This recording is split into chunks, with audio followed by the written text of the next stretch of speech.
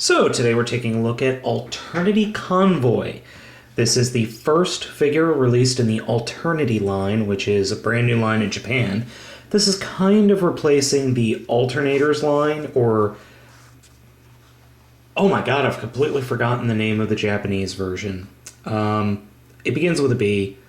I don't care because I don't really collect it anymore, and the line's dead, so I'm kind of glad that it's dead. But the first thing I want to talk about is the packaging. This packaging is this packaging is really, really shiny.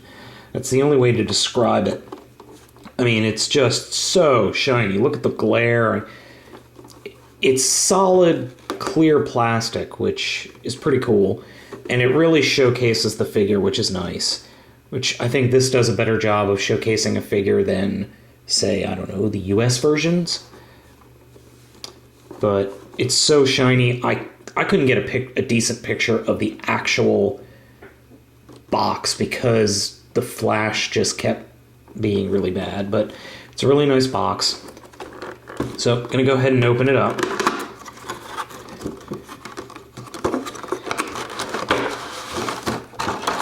It's just a clear box, so let's put that off to the side.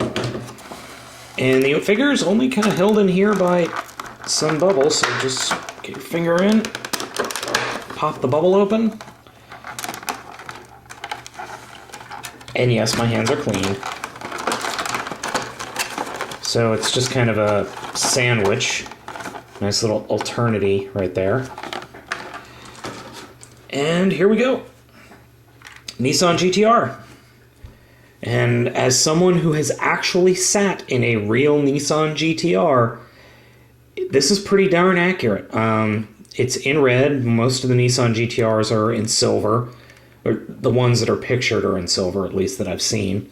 This is the same color of the Nissan GT-R that the Top Gear host Jeremy Clarkson drove in Japan. So, I mean, I just absolutely love this car. The car is insane. Fastest car around the the big ring in Germany where they test performance cars. Nürburgring, I think is how you pronounce it. I can't speak German, so... but it's a very, very nice car. Rubber wheels. It feels like it's die-cast, but it's not. And it is a heavy figure for its size. Both doors open. You've got a nice view inside. It's got bucket seats, just like the real thing. It doesn't have a back seat, just like the real thing has a little back seat. Oh, and it does actually have a little back seat back there. You'd be hard-pressed to actually fit a human in its back seat, so... and the trunk opens, which... oh, I don't want to break it. But you might be wondering what the size comparison is. Here is the 2007 movie Bumblebee next to it. It's slightly bigger than a deluxe class figure in vehicle mode. I think it's just more differently proportioned. But, I mean, it is really nice, and I think it looks a lot better than some of the movie figures that we've gotten so far, but I'm really looking forward to more in this line in the car-wise, because that's just a fantastic vehicle mode. So, let's go ahead and get the transformation underway.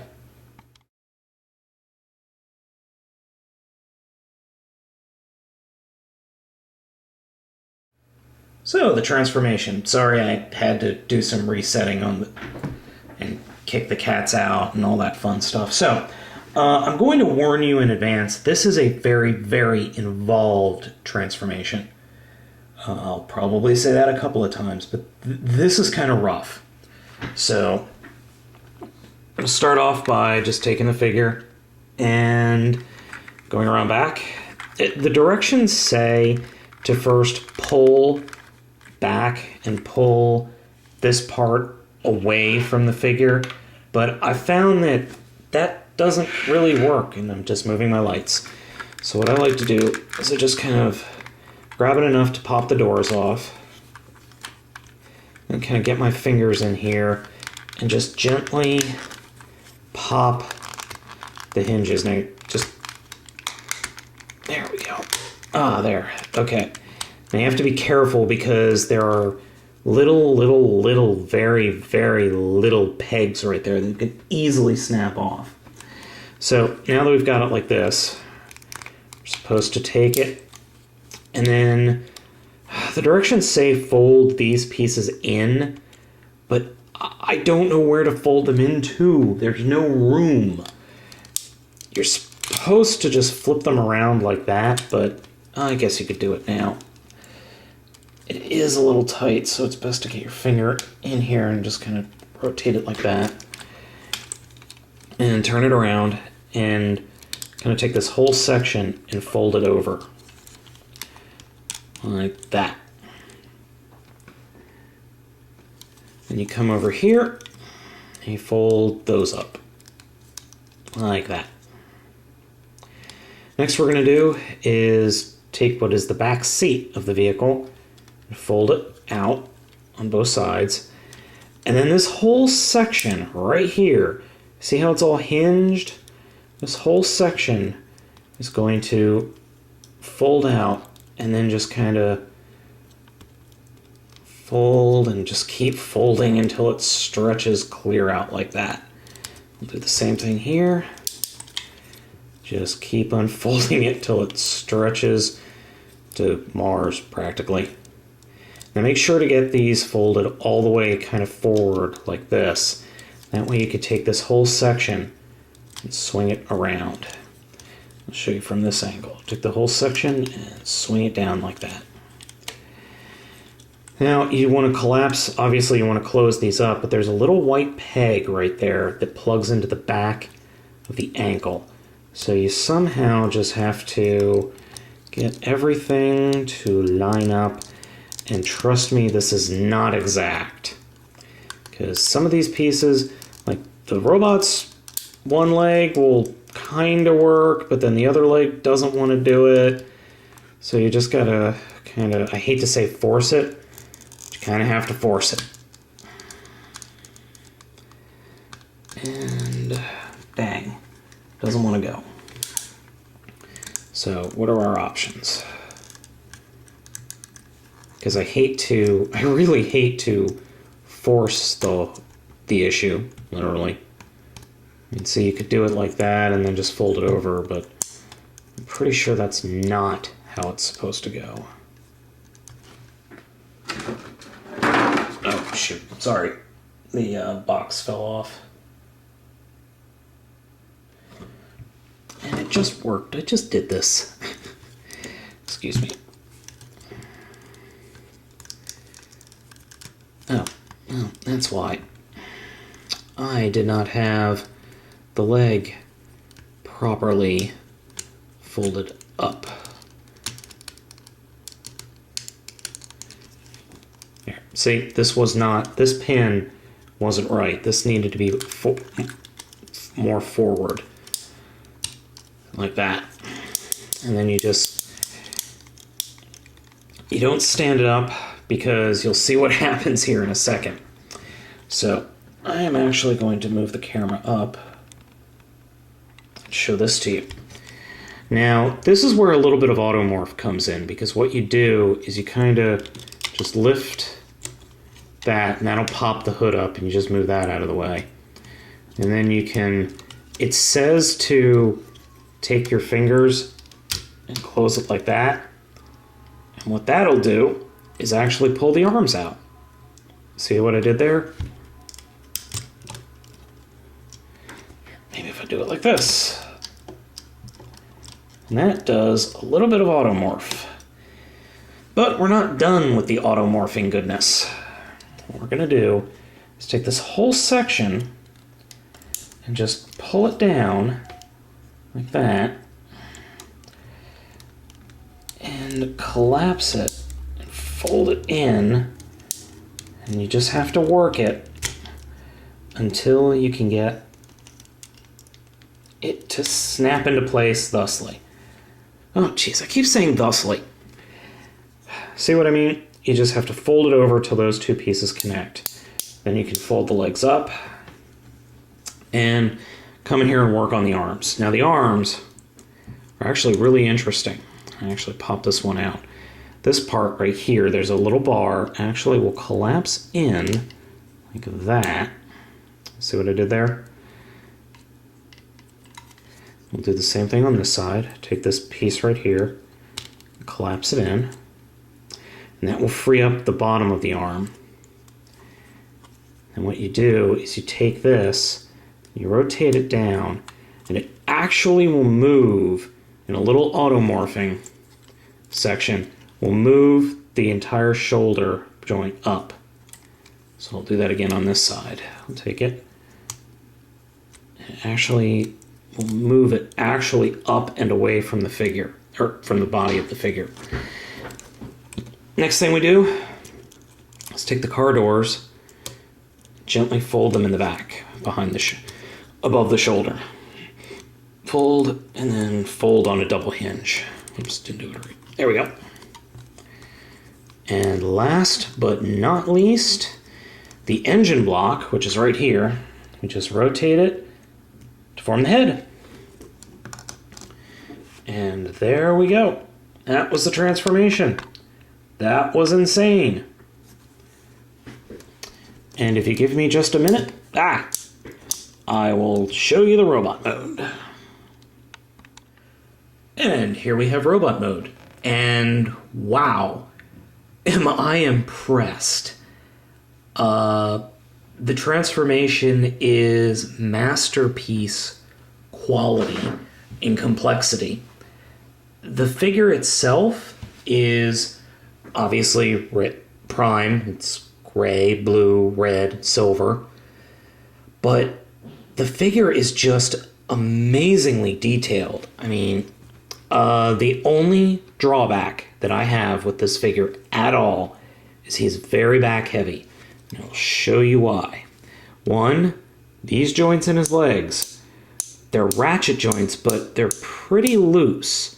So I kind of have to keep him thrusting forward. But the big problem is this huge section right here in the back.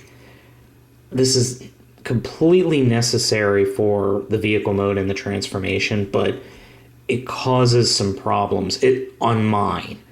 I don't know if this is a whole problem with all of the figures, but it is on mine. But you know what? I can deal. This figure is really, really impressive. It's got full articulation. You can fiddle about with the foot. It's got full articulation up here. It's got arm articulation. His wrist even moves. His fists are in a closed fist. And I'm going to surmise that he's going to be able to hold Megatron's swords when Alternity Megatron comes out, because there's just enough hole in the hand to fit maybe a very thin sword. The only weapons are built-in weapons that are behind the seats, which are on his arms, and they're little cannon things, very Armada Optimus-esque, or Micron Detsu for all you Japanese fans. The only real, like I said, the only real issue is his back heaviness, but the other issue is these are his only points of stability on his back feet.